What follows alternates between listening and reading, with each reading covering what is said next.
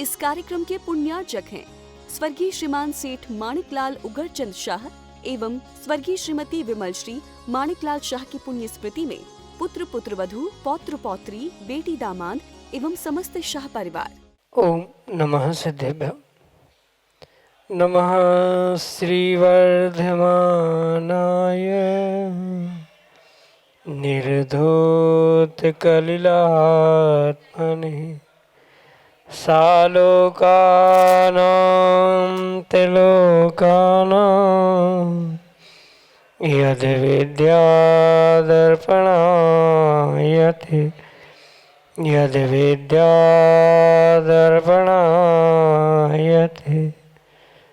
पंच परमिष्टि भगवान की परम पूज्य आचार्य भगवंत गुरुवर विशुद्ध सागर जी मुनि महाराज जी की परम पूज्य मुनि श्री सुप्रभ सागर जी महाराज जी की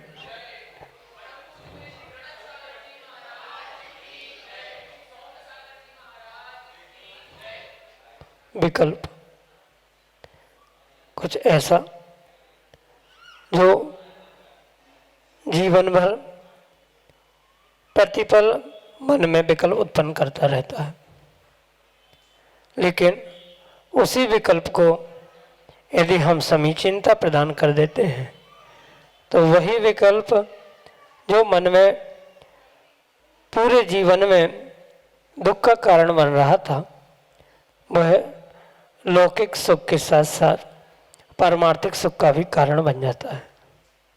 और यदि उस समीचीन विकल्प का सम्यक समाधान जब हमें किसी निर्ग्रंथ गुरु से प्राप्त हो जाता है तो निश्चित ही वह हमारे कल्याण का मार्ग खोल देता है। ऐसे आत्म कल्याण की प्राप्ति का वह एकमात्र कार्यकारी उपाय समीचीन विकल्पों का सम्यक समाधान, जो कि हम सभी प्रतिदिन परम पूज्य मुनि श्री सुप्रभ सागर जी महाराज के मुखारविंद से आगम के परिप्रेक्ष्य में प्राप्त कर रहे हैं। प्रारंभ करते हैं आज का सम्यक समाधान। और आज के पहले विकल्प के लिए कोटा राजस्थान से राम बाबू जैन महाराज श्री के चरणों में बारंबार नमोस्तु निवेदित करते हुए अपना समीचीन विकल्प रख रहे हैं कि महाराज जी 12 भावना का चिंतन कब करना चाहिए। हमारे समीचीन विकल्प का सम्यक समाधान करने की अनुकंपा करें। नमोस्तु महाराज जी, नमोस्तु। ओम नमः सिद्धम। परम पूज्य आचार्य भगवान गुरुवर विशुद्ध सागर जी महाराज की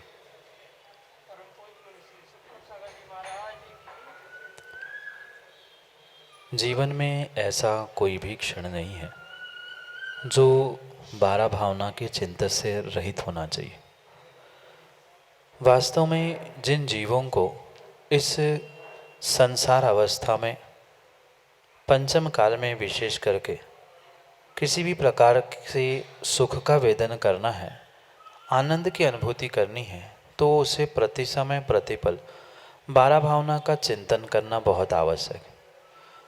कोई ऐसा निर्धारित समय मात्र नहीं है कि मात्र सामायिक के समय में ही 12 भावना का चिंतन करना चाहिए या ध्यान करते करना चाहिए, पूजा करते समय, भोजन करते समय। हम जिस समय अपने मन को अस्थिर माने, अस्वस्थ माने, उसी समय हम 12 भावना का चिंतन करते हुए अपने आप को, अपने मन को शांत करने का पुरुषार्थ कर सकते। 24 घंटे में कोई भी समय क्यों ना हो, सुबह दिन रात कभी भी हम 12 भावना के माध्यम से अपने आप को, अपने मन को बहुत शांत निर्मल करने की संभावना होने से आचार्यों ने किसी भी प्रकार से समय का बंधन नहीं बताया गया है कि इतने ही समय में 12 भावना का चिंतन होना चाहिए। ग्रंथों के अध्ययन आदि के लिए तो कालाचार बताया है कि इतने से इतने समय तक ग्रंथ नहीं पढ़े जाते, ग्रंथों का स्वाध्याय आदि नहीं किया जा सकता। सामायिक का भी एक निर्धारित समय लगभग आचार्य भगवंतों ने देववंदना आदि के निमित्त से बताया है। पर इसके अलावा भी संसार के प्रत्येक कार्य करते समय भी अगर आप बारह भावना का चिंतन करते हो तो उसमें किसी भी प्रकार से कोई दोष नहीं है। उसका कोई एक निर्धारित स्पेसिफिक समय नहीं है कि इतने ही समय इतने ही बार बारह भावना का चिंतन करना चाहिए। जब हमें बारह भावना के बारे में विचार आ जाए या संसार की असारता का या अन्य किसी भी प्रकार का विकल्प हमारे भीतर आ जाए तो सीधी सी बात है, हम उस विकल्प को दूर करने के लिए, अपने मन को स्थिर करने के लिए जब चाहे तब बारह भावना का बहुत अच्छे से चिंतन कर सकते हैं। ज़रूरी नहीं है कि पूरी बारह भावनाओं का एक साथ चिंतन हो। हमें जिस समय जैसी परिस्थिति लग रही है वैसी परिस्थिति को देखते हुए कभी अनित्य भावना का, कभी संसार भावना का, तो कभी धर्म भावना का, भिन्न भिन्न प्रकार से हम चिंतन करते हुए अपने मन को, अपने परिणामों को शांत कर सकते हैं।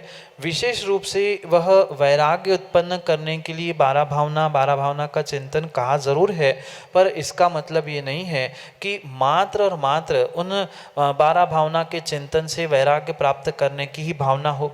संसार में, घर गृहस्थी में, व्यापार में भी किसी भी प्रकार से अगर मन हमारा अशांत है तो तात्कालिक परिस्थिति को समझते हुए उन भावनाओं का, अनित्य, अशरण, संसार आदि भावनाओं का चिंतन करें। सामायिक में बैठे हैं तो एकत्व भिन्नत्व भावनाओं का चिंतन किया जाए। पूजा पाठ कर रहे हैं तो धर्म का चिंतन किया जाए, धर्म भावना का चिंतन किया जाए। स्वाध्याय करते समय बोधि दुर्लभ भावना का चिंतन किया जाए। ऐसे समय समय पर भिन्न भिन्न भावनाओं का चिंतन करते हुए बारह भावनाओं का चिंतन आप अवश्य ही कर सकते हो। समय का कोई निर्धारण, समय का कोई बंधन नहीं है। आपका मन जब चाहे तब बारह भावना का चिंतन कर सकता है। आप उसमें प्रयास करते हुए अपने मन को शांत करने का प्रयास करें। बारह भावना आप दिन रात, सुबह शाम जब चाहे तब कर सकते हो। उसमें कोई विकल्प नहीं, कोई विचार करने की आवश्यकता नहीं। यही आपके लिए सम्यक समझ। अगले समीचीन विकल्प के लिए हमारे सामने है विदिशा मध्य प्रदेश से अंशुल जैन। हेलो, नमोस्तु महाराज जी। मेरा प्रश्न ये है कि पूजन करते समय अगर कोई बीच में आकर हमसे कोई द्रव्य लेता है या जिनवाणी मांगता है या किसी भी कारणवश कोई भी अपने पास आकर कुछ मांगता है, तो अगर अपन पूजन छोड़ के उनको वो बुक या द्रव्य देते हैं तो उसमें कोई दोष लगता है क्या? नमोस्तु महाराज जी, शंका का समाधान कीजिए। भगवान की पूजन पाठ, अभिषेक आदि क्रियाओं को करते समय परिपूर्ण रूप से तन, मन और भावों की एकाग्रता से ही वह कार्य करना चाहिए। तभी वह किए हुए कार्य का विशेष फल आपको मिल सकता है।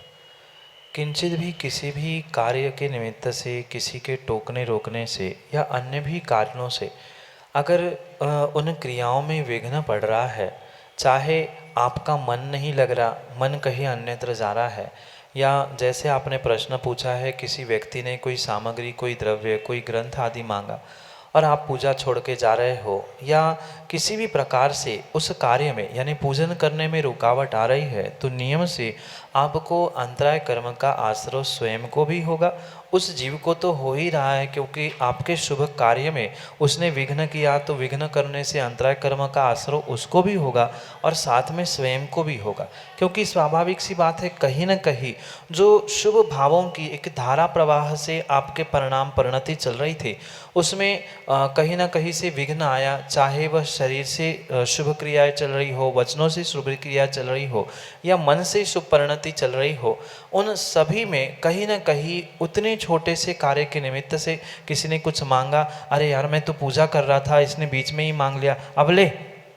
भले ही हम मन से, मुख से कुछ कह नहीं पाए, पर मन में जो भी विकल्प आया था वह आपके शुभ भावों में विघ्न करने वाला होने से वहाँ आपको अवश्य अंतराय कर्म का आश्रय हुआ। साथ में ये भी बात वहाँ पर समझने योग्य है कि शरीर से भी आप जो शुभ क्रियाएं कर रहे थे, पूजा पाठ का उच्चारण कर रहे थे, वचनों से शुभ कार्य कर रहे थे, उनमें भी कहीं ना कहीं विघ्न आया था, रुकावट आई थी। भले ही वह उदय था, पर उस उदय के समय में भी आपने अपने परिणामों को संभाला नहीं है, तो नियम से आने वाले समय में पुनः आपको अंतराय कर्म का आश्रय होगा। जो पिछली पर्यायों में या पिछले दिनों में जो अंतराय कर्म का आश्रय बंध आपने किया था, वह आज उदय में आया था, और वह उदय में आया था तभी सामने वाला निमित्त भी आपको वैसा ही मिला था।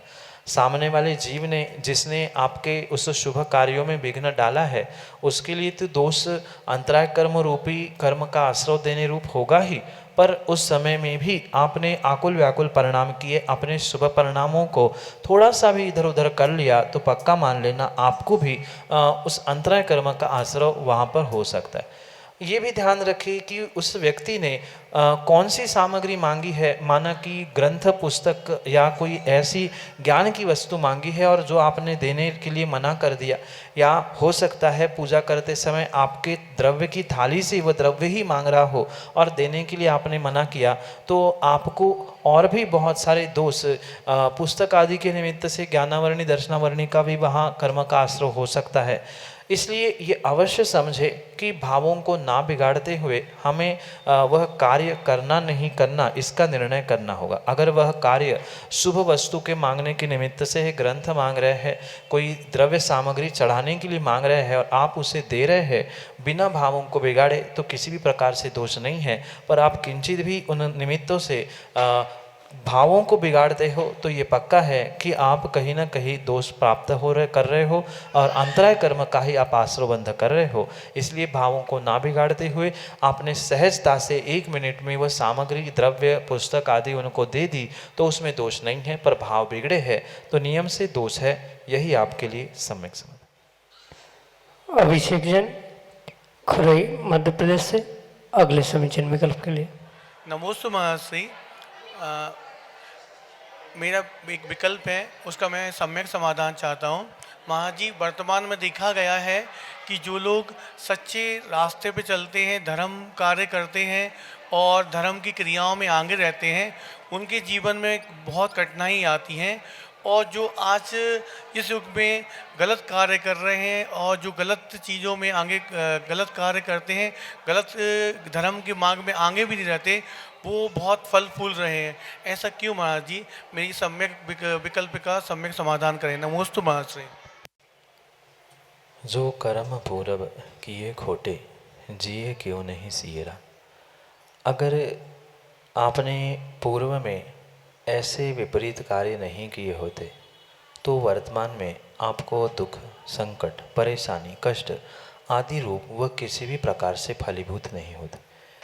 ये करणानियोग का ही नहीं अपितु जीवन का सिद्धांत है। जो जीव जैसा करता है उसको वैसा फल अवश्य मिलता है। किसी को आज का आज मिलता है, किसी को कुछ दिनों में मिलता है, किसी को कुछ वर्षों में मिलता है, तो किसी को अगले भाव में और कई भावों बाद भी मिलता है।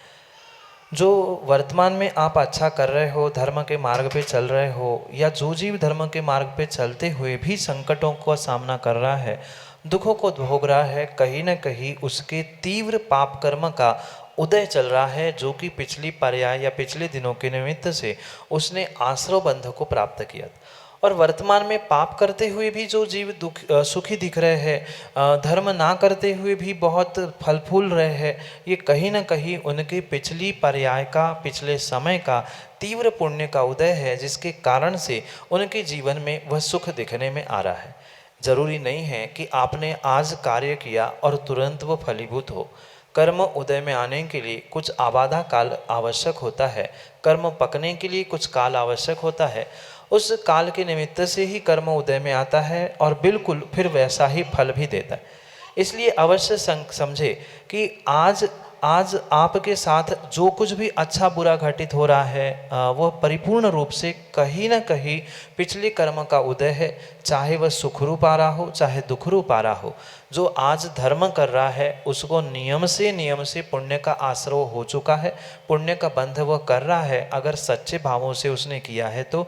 और साथ में आने वाले समय में वह जो आश्रय बंध पुण्य का शुभ का आपने किया है वो भी उदय में आएगा। पर साथ में ये अवश्य समझे, अगर तीव्र पाप कर्म का पिछला उदय चल रहा है तो वह उदय शीघ्रता से जल्दी आने वाला नहीं है, समय लगेगा, पर किए हुए धर्म का, किए हुए पुण्य का फल अवश्य ही मिलेगा। और आज जो पाप कर रहा है, अधर्म कर रहा है, विपरीत कार्य कर रहा है, वह भी नियम से पाप को भोगेगा। अंतर इतना है, उसके तीव्र पुण्य का उदय है और दूसरे का तीव्र पाप का उदय है, इसलिए वह पुण्य करके भी पुण्य का फल प्राप्त नहीं कर रहा है, और इसके पुण्य का उदय होने से वह पाप करते हुए भी पुण्य का ही फल, पिछले पुण्य का फल प्राप्त कर रहा है। यही आपके लिए सम्यक समझ।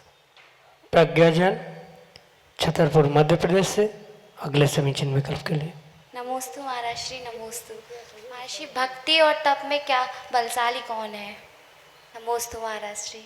जीवन में प्रत्येक व्यक्ति के पास बहुत सारे मौके आते हैं जब वह जीव अपने कर्मों की निर्जरा कर सकता है। कर्मों की निर्जरा करने के लिए ये अवस्थाओं को समझना बहुत आवश्यक रहता, क्योंकि ज़रूरी नहीं है प्रत्येक अवस्था में तप बलशाली हो, ज़रूरी नहीं है प्रत्येक अवस्था में भक्ति ही बलशाली हो। जब जैसी अवस्था, जब जैसी परिस्थिति और जब जैसी मनस्थिति होती है, बिल्कुल वैसे ही वह बल का पुरुषार्थ या बल का प्रताप हमारे सामने देखने में आता है। पर अगर सर्वसामान्य रूप से आप समझे तो तप कितना भी जीव कर ले, पर बिना भक्ति का अगर तप है, बिना श्रद्धा के अगर तप है, तो वह तप भी किसी भी प्रकार से कार्यकारी नहीं हो सकता। अगर भक्ति को कथनचित हम सम्यक दर्शन के साथ जोड़ दे, तो सम्यक दर्शन के साथ, भक्ति के साथ किया गया तप ही आपके लिए कर्मों के निर्जरा के लिए कार्यकारी हो सकता है। पर बिना भक्ति के, बिना सम्यक दर्शन के अगर आपने या किसी व्यक्ति ने तप तपा है, तो वह बाल तप हो सकता है। कुछ अंशों में कर्मों की निर्जरा तो करेगा, पर पूर्ण रूप से कर्मों की निर्जरा करने के लिए वह कार्यकारी नहीं हो सकता। इसलिए इस भक्ति को हम कहीं ना कहीं अधिक बलवान मानने की आवश्यकता है। साथ में अगर 16 करण भावनाओं में भी आपने पढ़ा होगा, सुना होगा, तो 16 करण भावनाओं में भी 4 प्रकार की भक्ति भावनाओं को आचार्य भगवंतों ने स्थान दिया है। आचार्य भक्ति हो, अरहंत भक्ति हो, बहुश्रुत भक्ति हो, वहाँ उन 16 भावनाओं में 4 भावना यानी लगभग 25% स्थान भक्ति को आचार्य भगवंत ने दिया है। और तप का अगर कोई स्थान है तो वह मात्र शक्तितः त्याग, शक्तितः तप के रूप में मात्र एक ही भावना तप के रूप में स्वीकार की गई है। इसलिए प्राथमिक अवस्था में पूर्ण रूप से अगर बलशाली कोई है तो वह भगवान की, सच्चे देव शास्त्र गुरु की भक्ति है। पर भक्ति किसी भी प्रकार से प्रदर्शन का, दिखावे का विषय नहीं होना चाहिए, चाहे वह तप हो चाहे भक्ति हो।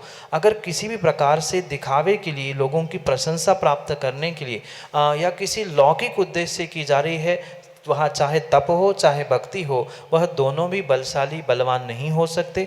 दोनों भी आपके लिए कर्मों का आश्रय बंध करने के लिए ही निमित्त हो सकते। इसलिए जो निर्मल भावों के साथ, सम्यक दर्शन के साथ की गई देवशास्त्र गुरु की भक्ति है, बिना किसी प्रयोजन के निर्लोभता से, निशंकित निकांक्षित अंगों के साथ, वह भक्ति बल की अपेक्षा से बलशाली हो सकती, तप की अपेक्षा से बलशाली हो सकती है। क्योंकि प्रारंभिक अवस्था में बिना भक्ति के तप नहीं किया जा सकता। सच्चे देवशास्त्र गुरु के प्रति, स्वयं के प्रति श्रद्धान होता है, तभी वह आपका तप परिपूर्ण रूप से सम्यक तप होता है। अन्यथा मात्र वह बिना भक्ति के, बिना श्रद्धा के किया गया तप कर्मों के निर्जरा के लिए निमित्त नहीं बन सकता। इसलिए भक्ति और तप में कथनचित भक्ति श्रेष्ठ होती है प्राथमिक अवस्था में। पर जब वह भक्ति को प्राप्त करने के बाद, यानी अद्वैत भक्ति को जब प्राप्त किया जाता है, वह अद्वैत भक्ति का ही एक फल तप के रूप में स्वीकार किया जाता है। आचार्य भगवंतों ने 2 प्रकार की भक्ति कही है, अद्वैत भक्ति और द्वैत भक्ति। प्राथमिक अवस्था में देव शास्त्र गुरु की जो भक्ति आराधना की जा रही है वह द्वैत भक्ति है। और जब उसमें आगे जीव बढ़ता है, 6वें, 7वें, 8वें गुणस्थान में जीव बढ़ते हुए, पुरुषार्थ करते हुए गुणस्थान को, श्रेणियों को चढ़ता है, वहाँ पर वह अद्वैत भक्ति करते हुए अपनी आत्मा के प्रति श्रद्धा और भक्ति का कार्य करते हुए वह बहिरंग और अंतरंग तप को तपता है।